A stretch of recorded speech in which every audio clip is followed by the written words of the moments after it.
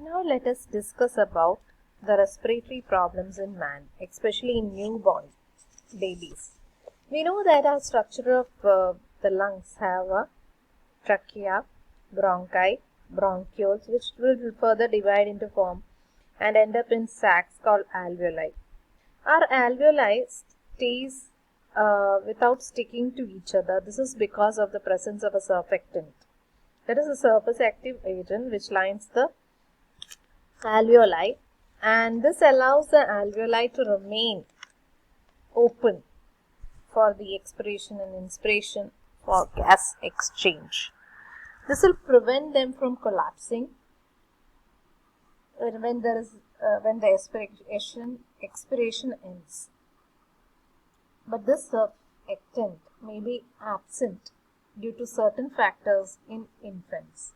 The reasons may be like premature delivery of the infant, premature birth of the infant. Then it may be due to maternal diabetic conditions. It may be also because of a cesarean section. All these may lead to infant respiratory distress syndrome. It's also called as IRDS. This is a respiratory disease seen in children due to the absence of surfactant. Surfactant എന്ന് പറയുന്നത് it is a mixture of protein and glycoprotein that helps in preventing the alveoli to collapse. It is produced by the lung cells, that is cells called as type 2 pneumocytes. Okay, and this is the lining which form the complex lining of the alveoli, and this is very essential for the maintenance of the alveolar walls during the end of expiration. So when the infant respiratory distress syndrome, it's also called as hyaline membrane disease or glassy lung disease, that is fatal respiratory problem of the newborn. It occurs in the premature infant, those born by cesarean sections, in infant of diabetic mothers, and also in the second born of the premature twins. Twins ആണ് ഉള്ളെങ്കിൽ അതിലത്തെ ഒരു കുഞ്ഞിന് ഇങ്ങനെ വരാൻ സാധ്യതയുണ്ട്. അപ്പോൾ ഇതിലുണ്ടാവുന്നത് there will be difficulty in breathing. പിന്നെ ഇറ്റ് ഈസ് ബ്രീത്തിങ് റേറ്റ് കൂടുതലായിരിക്കും. ചെസ്റ്റ് വാൾ റിട്രാക്ഷൻ ഭയങ്കര എഫേർട്ടായിരിക്കും. അങ്ങനെ ഒരു ഗ്രണ്ടിങ് എക്സ്പിറേഷൻ, ഒരു ഭയങ്കര സൗണ്ട് ഉണ്ടാക്കിയിട്ട് അവർ ബ്രീത്ത് ചെയ്യാം. നോസ്ട്രിൽസ് ഫ്ലെയർഡ് ആവാം.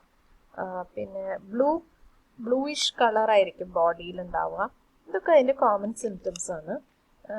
ഇതുവഴി that is as the disease progress they will finally they'll have hypercapnia, that is increase in carbon dioxide, ventilation failure ഉണ്ടാവാം. Ultimately it can lead to death. Their complications are acidosis of the blood, sugar level in the blood will decrease, chronic changes in lungs occurs, intracranial bleeding, എന്നുവെച്ചാൽ ബ്രെയിനിൽ bleeding നടക്കാം. The clinical course of the disease may occur till 2 to 3 days. Death occurs after the onset of the disease and may be delayed for a few days. In some conditions, the child may survive. 1% of the newborn it affects 1% of the newborns with more than 50% mortality rate. It is one of the leading cause of death in preterm infants. And if you administer glucocorticoids to the mother at least 12 hours before delivery, we can actually prevent its incidence. This will speed up the production of surfactant in infant. A treatment that is called as positive and expiratory pressure, PEEP, is now given to the respiratory distressed patients. This is supply of oxygen-rich air through the endotracheal tube. Okay. Second is the administration of synthetic surfactant to the lungs. Then intravenous administration of fluids to stabilize the blood sugar level. The most commonly used surfactant is Cerventa, that is extracted from the cow lungs. It actually can reduce the death rate up to 30%. For infant respiratory distress syndrome എന്ന് പറയുന്നത് ഇപ്പോൾ treatments കുറച്ചൊക്കെ available ആണ്. പക്ഷെ leading cause ആണ്, that is ഇൻഫൻറ്റിൻ്റെ leading cause of death എന്ന് പറയുന്നത് ഇൻഫൻറ്റ് റെസ്പിറേറ്ററി ഡിസ്ട്രസ് സിൻഡ്രോം ആണ്. ഇപ്പോൾ അതിന് വേണ്ടിയിട്ടുള്ള പുതിയ മെത്തേഡ് ഓഫ് ട്രീറ്റ്മെൻ്റ് ഒക്കെ ഉണ്ടെങ്കിലും it's still a leading cause of death. Next is sudden infant death syndrome. ഇതിനെ ക്രിബ് ഡെത്ത് അല്ലെങ്കിൽ കോട്ട് ഡെത്ത്. സഡൻലി കുഞ്ഞ് നല്ല ഹെൽത്തി ആയിട്ടുള്ള ഒരു കുഞ്ഞ് ഉറക്കത്തിൽ മരിക്കുക. ഇത് കുറേ കുഞ്ഞുങ്ങളിൽ ഉണ്ടാവുന്ന ഒരു സാധാരണ ഒരു കാര്യമാണ്. കുഞ്ഞുങ്ങളിൽ എന്ന് വെച്ചാൽ ഒരാഴ്ച തൊട്ട് 12 മാസം വരെയുള്ള കുഞ്ഞുങ്ങളിൽ നടക്കുന്നതാണ് ഈ ടൈപ്പ് ഓഫ് ഒരു സഡൻ ഇൻഫന്റ് ഡെത്ത് സിൻഡ്രോം എന്ന് പറയുന്നത്. ഇതിന്റെ മെയിൻ ആയിട്ടുള്ള കാര്യം എന്ന് പറഞ്ഞാൽ നോസ്ട്രിൽസ് അല്ലെങ്കിൽ മൂക്കിൽ കൂടെ പതഞ്ഞ് ബ്ലഡ് ടിഞ്ച്ഡ് ആയിട്ടുള്ള ഒരു ഫ്രോട്ടി ഒരു സബ്സ്റ്റൻസ് വരുന്നതാണ് ഇതിൻ്റെ ഒരു ഇൻഡിക്കേഷൻ എന്ന് പറയുന്നത്. ഇത് പണ്ട് വിചാരിച്ചിരുന്നത് ഭയങ്കര സഫക്കേഷൻ കൊണ്ടാണ്, അല്ലെങ്കിൽ കുഞ്ഞിൻ്റെ മുകളിൽ എന്തെങ്കിലും ഒരു സബ്സ്റ്റൻസ് വെച്ചിട്ട് അവർക്ക് ബ്രീത്തിങ്ങിന് പ്രോബ്ലം വരുന്ന രീതിയിലുള്ള ഒരു പ്രശ്നം കൊണ്ടാണ് ഈ ഡെത്ത് സംഭവിക്കുന്നതെന്നാണ് വിചാരിച്ചിരുന്നത്.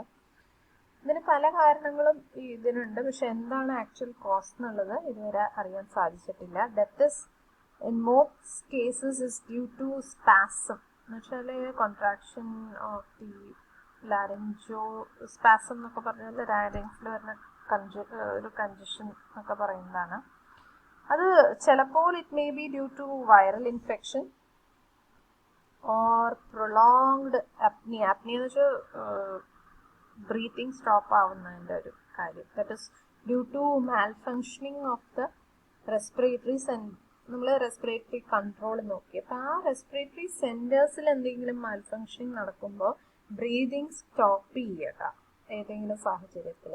അപ്പം അങ്ങനത്തെ കണ്ടീഷൻ അല്ലെങ്കിൽ വൈറൽ ഇൻഫെക്ഷൻ വരിക, ഇങ്ങനത്തെ കാര്യങ്ങളൊക്കെ സംഭവിക്കുമ്പോഴാണ് ഈ സഡൻ ഇൻഫന്റ് ഡെത്ത് സിൻഡ്രോം നടക്കുന്നത്. അത് സ്ലീപ്പിലാണ് ആ കുഞ്ഞുങ്ങൾ മരിച്ചതായിട്ട് കാണപ്പെടുന്നത്. അപ്പോൾ അങ്ങനത്തെ ഒരു കണ്ടീഷനും കൂടിയുണ്ട്. പിന്നെ ഉള്ളത് ആസ്ഫിക്സിയ നിയോനാറ്റോറം.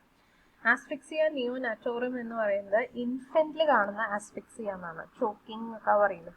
അപ്പോൾ അങ്ങനത്തെ സിറ്റുവേഷനാണ് ആസ്ഫിക്സിയ എന്ന് പറയുന്നത്. ഇംപെർഫെക്റ്റ് ആയിട്ടുള്ള breathing, difficulty in breathing in newborns. 50% of the infant death in the first month of the life occurs through asphyxia. It is mainly due to an interference with the oxygenation of the blood. Its common causes are serious illness of the mother during the last period of pregnancy. Anesthesia കൊടുക്കുക മദറിന് during labour. There is labour എന്ന് പറയുന്നത് prolonged ആവുക, കുറേ time എടുത്തിട്ടാണ് ആ കുഞ്ഞ് ജനിക്കുന്നത്. പിന്നെ അംബലിക്കൽ കോർഡിൽ എന്തെങ്കിലും ഒബ്സ്ട്രക്ഷൻസ് വരിക, എയർ പാസേജ് ഇൻഫൻറ്റിൻ്റെ എയർ പാസേജിൽ വല്ല പ്രോബ്ലംസ് വരിക, ബ്രെയിനിൽ ബ്ലീഡിങ് വരിക, ഹാർട്ട് കൺജനൈറ്റലായിട്ടുള്ള ഹാർട്ട് ഡിസീസസ് ഉള്ള കുഞ്ഞുങ്ങളാണെങ്കിൽ ഈ ആസ്ഫിക്സിയ വരാൻ സാധ്യതയുണ്ട്.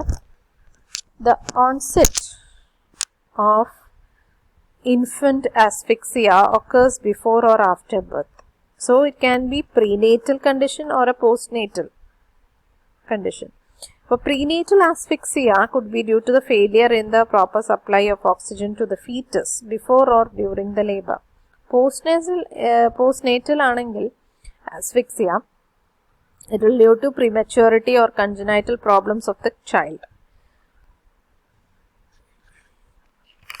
അപ്പോൾ ഇതുപോലെ തന്നെ ലേബറിൻ്റെ ടൈമിലുള്ള പ്രൊലോങ്ഡ് ലേബർ ആയിട്ടുള്ള കണ്ടീഷൻസ്, പിന്നെ അംബലിക്കൽ കോർഡിന് ഡാമേജ് വരുന്ന സിറ്റുവേഷൻസ്, പ്ലാസൻ്റയിൽ എന്തെങ്കിലും ടയറോ കംപ്രഷനോ നടക്കുക, യൂട്രസ് പ്ലാസൻ്റയിലൊക്കെ അൺഈക്വലായിട്ട് എന്തെങ്കിലും പ്രഷർ എക്സേർട്ട് ചെയ്യപ്പെടുന്നതോ ഒക്കെ ആകുമ്പോഴാണ്, അല്ലെങ്കിൽ മെറ്റേണൽ ആയിട്ടുള്ള anaemic conditions, maternal that is മദറിന് എന്തെങ്കിലും അനീമിക് കണ്ടീഷൻ ആസ്ഫിക്സിയോ അവർ അനുഭവിക്കുക. അപ്പോൾ അങ്ങനെയൊക്കെയുള്ള സാഹചര്യങ്ങളിലാണ് കുഞ്ഞുങ്ങൾക്ക് ഇങ്ങനെ ആസ്ഫിക്സിയ വരാൻ സാധ്യത വരുന്നത്. In extrauterine asphyxia, the baby attempts for breathing but does not succeed satisfactorily, and the reason for this failure include the presence of blood or mucus in the respiratory tract, anomalies of the heart or lungs, skull injury, intracranial hemorrhage, inherent weakness of the respiratory muscles, improper functioning of the respiratory centers. This asphyxia neonatorum രണ്ട് വിധത്തിൽ കാണാൻ പറ്റും. Asphyxia livida and asphyxia pallida. In asphyxia livida, the skin turns blue or reddish blue, face becomes swollen, eyes protrude, heart beats strongly, and breathing effort may be absent. In asphyxia pallida, the vasomotor center gets overstimulated due to high level of carbon dioxide in the blood. There will be no attempts for respiration. Heartbeat becomes weak. The unfortunate baby will have a corpse-like appearance, and only the visible sign will be the heartbeat and few breathing gasps to show that baby is not dead. Treatment of asphyxia of the infant involves clearing of the respiratory passage and supplying oxygen to. ഇതിന് നമ്മൾക്ക് കുഞ്ഞുങ്ങളെ save ചെയ്യാൻ കഴിയും. Respiratory ട്രാക്റ്റിലുള്ള ബ്ലഡോ മ്യൂക്കസോ ഉണ്ടെങ്കിൽ അതിനെ clear ചെയ്തിട്ട് oxygen supply ചെയ്യാം. ചില മൈൽഡ് കേസ് ഓഫ് ആസ്ഫിക്സി ആണെങ്കിൽ കുഞ്ഞിനെ ഇൻവേർട്ടഡ് പൊസിഷനിൽ നിർത്തി ഒരു ഫിംഗർ ത്രോട്ട് റീജിയനിൽ ജനറലി ഇൻട്രൊഡ്യൂസ് ചെയ്യുന്നതും ഇതിനെ സഹായിക്കും. അത് എന്തെങ്കിലും ഒബ്സ്ട്രക്ഷൻസ് ഉണ്ടെങ്കിൽ അത് റിമൂവ് ചെയ്യാൻ സഹായിക്കും. ആസ്ഫിക്സിയ ലിവിഡയിൽ സാധാരണയായിട്ടും മ്യൂക്കസ് ഉണ്ടാവും ട്രക്കിയയിലും ബ്രോങ്കസിലും. അപ്പോൾ അത് നമുക്ക് ഇൻവേർട്ട് ചെയ്ത് ഈ ചൈൽഡിനെ ഇൻവേർട്ട് ചെയ്ത് കഴിഞ്ഞിട്ട് ഒരു കത്തീറ്റർ ഉള്ളിലേക്ക് കിടത്തി നമുക്ക് അത് വെച്ചിട്ട് ഇതിനെ റിമൂവ് ചെയ്യാൻ സാധിക്കും. ആ എയർ പാസേജ് ക്ലിയർ ആക്കി കഴിഞ്ഞാൽ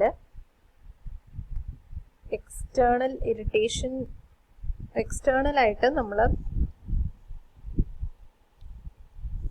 ഇതിന് റെസ്പിറേഷൻ സ്റ്റിമുലേറ്റ് ചെയ്യുന്നതാണ് ചെയ്യുന്നത് by slapping the back and buttocks of the inverted baby or sprinkling cold water of the baby and rubbing over the baby with ബേബിയുടെ ബോഡിയിൽ നമ്മൾ വാം ക്ലോത്ത് വെച്ച് റബ്ബ് ചെയ്യുക. ഇതൊക്കെ കോമൺ മെഷേഴ്സ് ആണ്.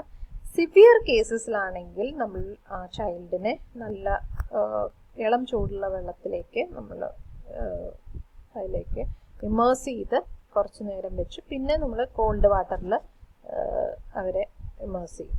ഈ വാം വാട്ടർ എന്ന് പറയുന്നത് ഉള്ളിലുള്ള വാസോ കൺസ്ട്രിക്റ്റർ സ്പാസം റിലീവ് ചെയ്യാനും ഓവർലോഡഡ് ആയിട്ടുള്ള ഹാർട്ടിനെ ഒന്ന് റിലീവ് ചെയ്യാൻ വേണ്ടിയിട്ടാണ് അത് ചെയ്യുന്നത്.